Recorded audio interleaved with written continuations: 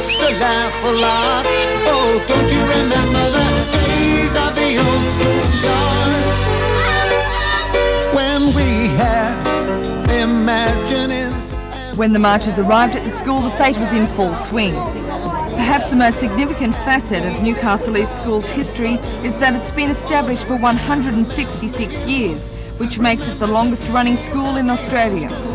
The school was open for inspections, and the past students took great delight in seeing how their old haunt had come up after the extensive renovations. Most of the comments were favourable, but one man remarked he preferred the old-style wooden desks. At least with those, he said, you could leave your mark in history. It was a day for swapping stories. One man who could remember back to the days when the school on the hill was a high school is Mr. Bill Clack. 84-year-old Mr. Clack attended the school from 1913 to 1916. He says he only has fond memories of his time at Hill High. Well, we went down one day onto the wharf at Newcastle, just off the railway station. It was mostly sailing ships, you must remember, in those days. And they used to tie up along the wharves on Newcastle side, waiting for a turn to get under the coal loaders at Carrington. We were down below trying to air our French to the French sailors, and when we came up on deck, we were over at Carrington. So you'd gone all that way over there and you were late back to school, were you? Back to school again. Mr. Clack, what do you think about the new renovations? I think they look very nice. I hadn't been up this way for some time. Till about a fortnight ago, we came along the top road up there and I saw it all lit up. Oh, gee, that looks good over there.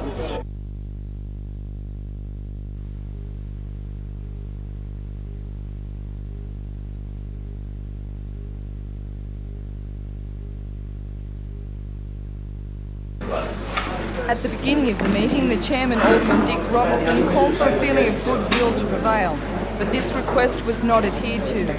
The meeting erupted into a clash of personalities, which culminated in a call for the resignation of the chairman of the board, Mr. Malcolm Barnes. During the discussions, blame was focused on the board's chairman. You should have all received a copy of this report in the mail, but if anyone didn't, but the board says it is optimistic about the company's future and says it has plans to ensure its financial stability in the coming year.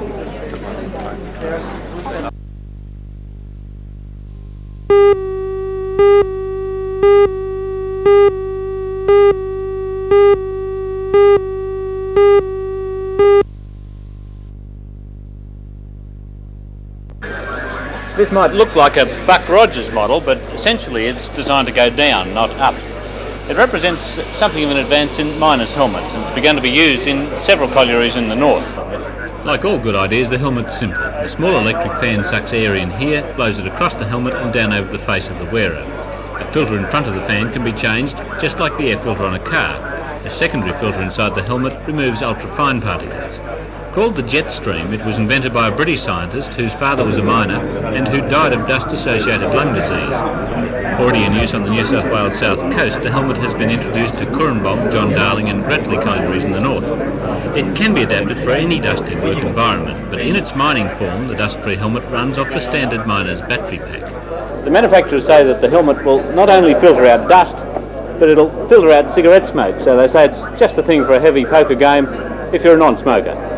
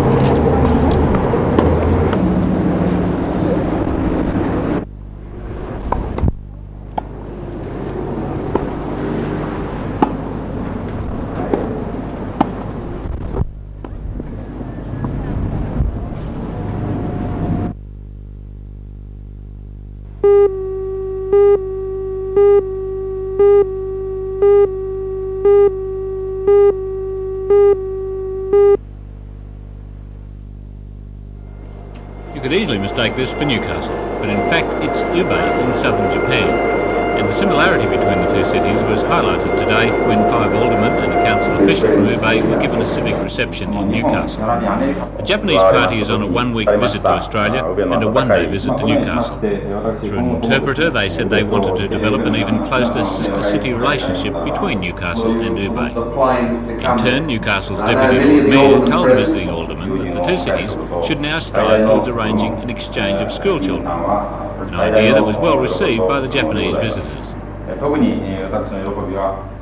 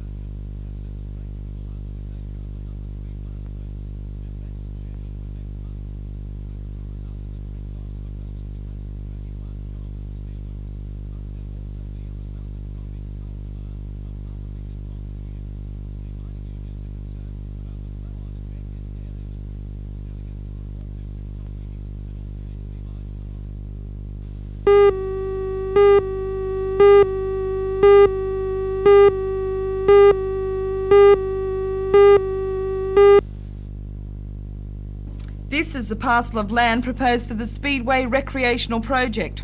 Motorcycle dealer Norm Fraser plans to donate 100 hectares for the complex and then form a shareholder company to take over from there. Architect Peter Morosiki explains what the complex would entail. The complex involves 5 motor racing circuits and various recreational facilities, including a club building, various kiosks, a man-made lake on which canoeing and sailing and all sorts of water sports are possible. Also a 5-kilometre bicycle track which is to be open and available for the public. Councillor Roy Taylor says a similar application went before council and was rejected in 1980. It's a bigger development, so obviously the objections from the people would still be there, and no doubt the traffic flow would have some bearing on it, because Richardson Road has become a very deadly road. In the last 12 months we've had 8 fatalities on Richardson Road, so I'd imagine to tip quite a lot more flow of traffic on it would take very deep consideration by the traffic people and the DMR.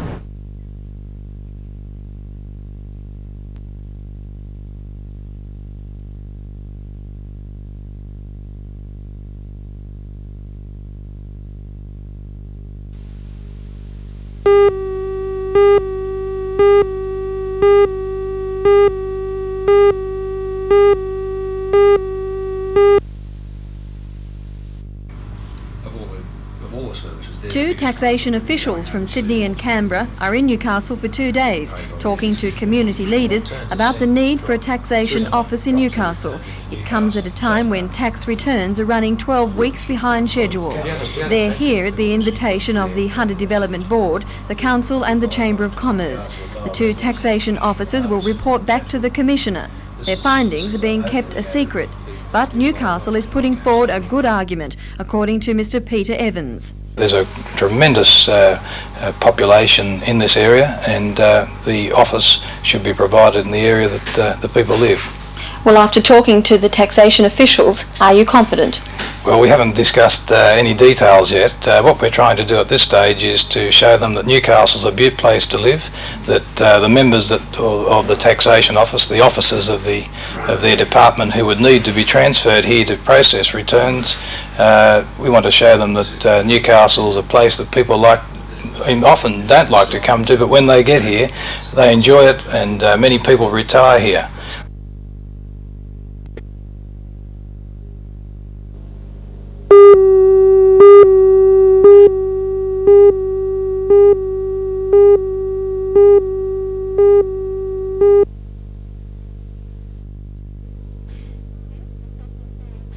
Since the Stockton ferry service closed earlier this year, it's been a disaster for pensioners and others, according to a spokesman for the Stockton Resident Action Group, Norm Bassan. He is hoping the government will decide to take over the service when Cabinet meets to discuss the issue in the next fortnight. The resident group at Stockton does not want private operators. We wanted it run by the government because a lot of concessions apply on government things that do not apply on the private. And the Stockton people, to get those concessions on the public buses, have to travel firstly across the harbour on a private ferry. For instance, that red ticket that you get to travel to anywhere at all a day for a pension, they can't get that on here. It costs them the money to go over and back to get that, and it's not worth it. The government has never been too optimistic about taking the ferry over. What do you think the chances are now? Oh, I think they'll have to take it now. We know they were evasive. Now we have to keep the pressure up to make sure the Cabinet don't go to sleep on the job.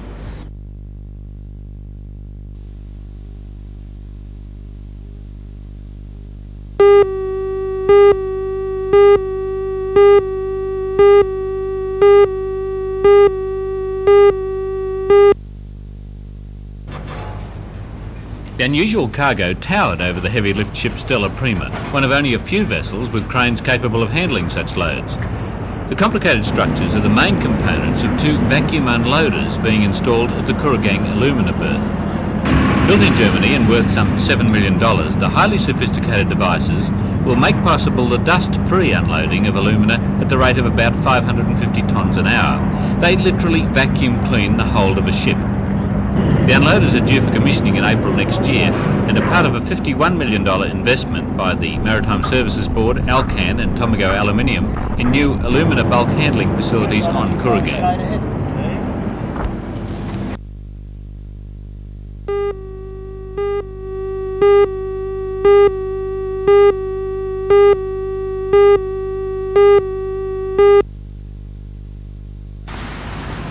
In today's play, the number 2 seed, Nerida Gregory from Queensland, was far too strong for Emmanuel Fulcher of France, winning 6-2, 6-2. Gregory played very consistent tennis and hitting her forehands to all sides of the court.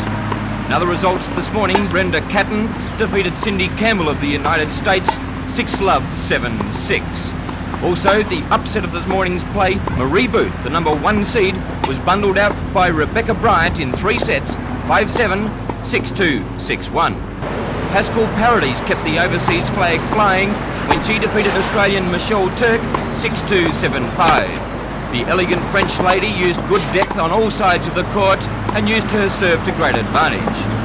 Number 4 seed Miranda Yates from Australia defeated French lady Natalie Fanfam 6-4, 6-3. Local girl Kathy Lamond was outclassed by Annette Gully, the number 3 seed, 6-1, 6-1.